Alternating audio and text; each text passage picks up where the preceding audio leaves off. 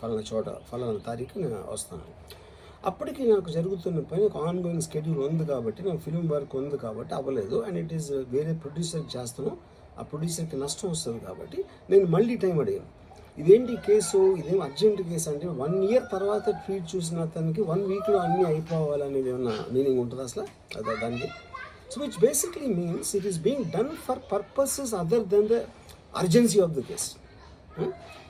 ఇప్పుడు urgency of the case అంటే మీరు మర్డర్లు గీడర్లు ఇన్ని జరిగి సంవత్సరాలు తీసుకుని ఎక్స్ట్రీమ్లీ సారీ టు డిసప్పాయింట్ అంటే ఇప్పుడు ఏదో ఉనికిపోతున్నాను, మంచం కింద కూర్చొని ఏడుస్తున్నాను అని అందరూ what ever the media speculating, వాళ్ళందరికీ చిన్న డిసప్పాయింట్మెంట్గా ఉండొచ్చు వీడియో. ఇక్కడ పాయింట్ ఏంటంటే I just want explain the whole concept. ఇప్పుడు నేను ఆల్మోస్ట్ ఒక 1 year బ్యాక్ ఏదో ట్వీట్స్ పెట్టాను అనే ఎలిగేషన్. ఆ ట్వీట్స్ ఎవరో మనోభావాలు దెబ్బతిన్నాయి. ఇక్కడ విచిత్రం ఏంటంటే 1 year బ్యాక్ పెట్టిన ట్వీట్స్ 4 డిఫరెంట్ ప్లేసెస్లో 4 డిఫరెంట్ జ్యూరిస్డిక్షన్స్లో 4కి ఒకే 3-4 రోజుల వ్యవధిలో వాళ్ళ మనోభావాలు దెబ్బతిన్నాయి. వాళ్ళు ఆ పరంగా కంప్లైంట్ ఇవ్వడం, కేసులు పెట్టడం జరిగింది. ఇక్కడ పాయింట్ 1, ఎవరి మీద అయితే నేను పెట్టానని వాళ్ళు చెప్తున్నారో వాళ్ళకి లేదు, ఎవరో థర్డ్ పార్టీ, అసలు సంబంధం లేనివాడు. సో ఆ కాంటెక్స్ట్లో అసలు ఈ కేసు ఎలాగా, ఈ సెక్షన్స్ ఎలా వర్తిస్తాయి అనేది అప్పుడు ఆబ్వియస్గా నాకు వచ్చే అనుమానం కానీ, నాకు కానీ నా మనుషులు కానీ, ఇది ఒక పర్సిక్యూషన్ చేయటానికి ఒక పద్ధతి ప్రకారం ఉన్న అలౌబుల్ లాస్ని వాడుతున్నారా, లేకపోతే ఇప్పుడు వరల్డ్ ఓవర్ ఒక ఫినామినా ఏం జరుగుతుందంటే పొలిటికల్ పార్టీస్ వాళ్ళు they are weaponising the systems of the police. అది అమెరికాలో జరుగుతుంది, యూరోప్లో జరుగుతుంది, ఎక్కడో జరుగుతుంది. అప్పుడు నేను ఏ ఒక్క వ్యక్తిని, ఒక పోలీస్ ఆఫీసర్ని కానీ, ఒక పొలిటికల్ పర్సన్ కానీ నేను బ్లేమ్ చేయట్లా. I think it happens in certain ఒక ఏమంటారు దాన్ని, ఒక వే. అది అందరూ కూడా ఎంతో కొంత అది చేయటానికి టెంప్టేషన్ ఉండొచ్చు. But eventually there is the law of the land which will take the final call. So అది that I completely agree, believe in that and I abide by that as a citizen. So ఇప్పుడు ఇక్కడ జరిగింది ఏంటి, నాకు ఒక notice వచ్చింది, నేను ఒక రిప్లై ఇచ్చాను, ఫలానా చోట ఫలానా తారీఖు నేను వస్తాను. అప్పటికి నాకు జరుగుతున్న పని ఒక ఆన్గోయింగ్ షెడ్యూల్ ఉంది కాబట్టి, నాకు ఫిల్మ్ వర్క్ ఉంది కాబట్టి అవ్వలేదు. అండ్ ఇట్ ఈస్ వేరే ప్రొడ్యూసర్కి చేస్తాను. ఆ ప్రొడ్యూసర్కి నష్టం వస్తుంది కాబట్టి నేను మళ్ళీ టైం అడిగాను. ఇదేంటి కేసు, ఇదేం అర్జెంట్ కేసు అంటే 1 year తర్వాత ట్వీట్ చూసిన అతనికి 1 weekలో అన్నీ అయిపోవాలనేది ఏమన్నా మీనింగ్ ఉంటుందా అసలు దానికి? So which basically means it is being done for purposes other than the urgency of the case. ఇప్పుడు అర్జెన్సీ ఆఫ్ ద కేస్ అంటే మీరు మర్డర్లు గీడర్లు ఇన్ని జరిగి సంవత్సరాలు తీసుకుని ఎక్స్ట్రీమ్లీ సారీ టు డిసప్పాయింట్ అంటే ఇప్పుడు ఏదో ఉనికిపోతున్నాను, మంచం కింద కూర్చొని ఏడుస్తున్నాను అని అందరూ what ever the media speculating, వాళ్ళందరికీ చిన్న డిసప్పాయింట్మెంట్గా ఉండొచ్చు వీడియో. ఇక్కడ పాయింట్ ఏంటంటే I just want explain the whole concept. ఇప్పుడు నేను ఆల్మోస్ట్ ఒక 1 year బ్యాక్ ఏదో ట్వీట్స్ పెట్టాను అనే ఎలిగేషన్. ఆ ట్వీట్స్ ఎవరో మనోభావాలు దెబ్బతిన్నాయి. ఇక్కడ విచిత్రం ఏంటంటే 1 year బ్యాక్ పెట్టిన ట్వీట్స్ 4 డిఫరెంట్ ప్లేసెస్లో 4 డిఫరెంట్ జ్యూరిస్డిక్షన్స్లో 4కి ఒకే 3-4 రోజుల వ్యవధిలో వాళ్ళ మనోభావాలు దెబ్బతిన్నాయి. వాళ్ళు ఆ పరంగా కంప్లైంట్ ఇవ్వడం, కేసులు పెట్టడం జరిగింది. ఇక్కడ పాయింట్ 1, ఎవరి మీద అయితే నేను పెట్టానని వాళ్ళు చెప్తున్నారో వాళ్ళకి లేదు, ఎవరో థర్డ్ పార్టీ, అసలు సంబంధం లేనివాడు.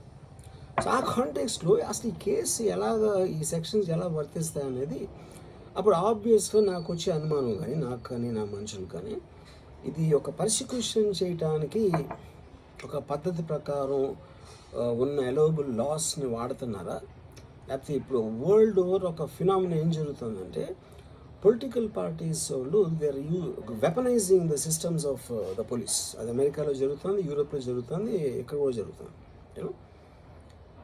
అప్పుడు నేను ఏ ఒక్క వ్యక్తిని, ఒక పోలీస్ ఆఫీసర్ని కానీ, ఒక పొలిటికల్ పర్సన్ కానీ నేను బ్లేమ్ చేయట్లా. I think it happens in certain ఒక ఏమంటారు దాన్ని, ఒక వే. అది అందరూ కూడా ఎంతో కొంత అది చేయటానికి టెంప్టేషన్ ఉండొచ్చు. But eventually there is the law of the land which will take the final call. So అది that I completely agree, believe in that and I abide by that as a citizen. So ఇప్పుడు ఇక్కడ జరిగింది ఏంటి, నాకు ఒక notice వచ్చింది, నేను ఒక రిప్లై ఇచ్చాను, ఫలానా తారీఖు నేను వస్తాను. అప్పటికి నాకు జరుగుతున్న పని ఒక ఆన్గోయింగ్ స్కెడ్యూల్ ఉంది కాబట్టి, నా ఫిల్మ్ వర్క్ ఉంది కాబట్టి అవ్వలేదు. అండ్ ఇట్ ఈస్ వేరే ప్రొడ్యూసర్కి చేస్తాను, ఆ ప్రొడ్యూసర్కి నష్టం వస్తుంది కాబట్టి నేను మళ్ళీ టైం అడిగాను. ఇదేంటి కేసు, ఇదేం అర్జెంట్ కేసు అంటే 1 year తర్వాత ట్వీట్ చూసిన అతనికి 1 weekలో అన్నీ అయిపోవాలనేది ఏమన్నా మీనింగ్ ఉంటుంది అసలు దానికి? So which basically means it is being done for purposes other than the urgency of the case. ఇప్పుడు అర్జెన్సీ ఆఫ్ ద కేస్ అంటే మీరు మర్డర్లు ఇన్ని జరిగి సంవత్సరాలు తీసుకుని ఎక్స్ట్రీమ్లీ సారీ టు డిసప్పాయింట్ అంటే ఇప్పుడు ఉనికిపోతున్నాను, మంచం కింద కూర్చొని ఏడుస్తున్నాను అని అందరూ what ever the media speculating, వాళ్ళందరికీ చిన్న డిసప్పాయింట్మెంట్గా ఉండొచ్చు వీడియో. ఇక్కడ పాయింట్ ఏంటంటే, I just want explain the whole concept. ఇప్పుడు నేను ఆల్మోస్ట్ ఒక 1 year బ్యాక్ ఏదో ట్వీట్స్ పెట్టాను అనే ఎలిగేషన్. ఆ ట్వీట్స్ ఎవరో మనోభావాలు దెబ్బతిన్నాయి. ఇక్కడ విచిత్రం ఏంటంటే 1 year బ్యాక్ పెట్టిన ట్వీట్స్ 4 డిఫరెంట్ ప్లేసెస్లో 4 డిఫరెంట్ జ్యూరిస్డిక్షన్స్లో నలుగురికి ఒకే 3-4 రోజుల వ్యవధిలో వాళ్ళ మనోభావాలు దెబ్బతిన్నాయి. వాళ్ళు ఆ పరంగా కంప్లైంట్ ఇవ్వడం, కేసులు పెట్టడం జరిగింది. ఇక్కడ పాయింట్ 1, ఎవరి మీద అయితే నేను పెట్టానని వాళ్ళు చెప్తున్నారో వాళ్ళకి లేదు, ఎవరో థర్డ్ పార్టీ, అసలు సంబంధం లేనివాడు. సో ఆ కాంటెక్స్లో అసలు ఈ కేసు ఈ సెక్షన్స్ ఎలా వర్తిస్తాయి అనేది అప్పుడు ఆబ్వియస్గా నాకు వచ్చే అనుమానం కానీ, నాకు కానీ నా మనుషులు కానీ, ఇది ఒక పర్సిక్యూషన్ చేయటానికి ఒక పద్ధతి ప్రకారం ఉన్న అలౌబుల్ లాస్ని వాడుతున్నారా, లేకపోతే ఇప్పుడు వరల్డ్ ఓవర్ ఒక ఫినామినా ఏం జరుగుతుందంటే పొలిటికల్ పార్టీస్ వాళ్ళు they are weaponising the systems of the police. అది అమెరికాలో జరుగుతుంది, యూరోప్లో జరుగుతుంది, ఎక్కడ కూడా జరుగుతుంది. అప్పుడు నేను ఏ ఒక్క వ్యక్తిని, ఒక పోలీస్ ఆఫీసర్ని కానీ, ఒక పొలిటికల్ పర్సన్ కానీ నేను బ్లేమ్ చేయట్లా. I think it happens in certain ఒక ఏమంటారు దాన్ని, ఒక వే. అది అందరూ కూడా ఎంతో కొంత అది చేయటానికి టెంప్టేషన్ ఉండొచ్చు. But eventually there is the law of the land which will take the final call. So అది that I completely agree, believe in that and I abide by that as a citizen. So ఇప్పుడు ఇక్కడ జరిగింది ఏంటి, నాకు ఒక notice వచ్చింది, నేను ఒక రిప్లై ఇచ్చాను, ఫలానా తారీఖు నేను వస్తాను.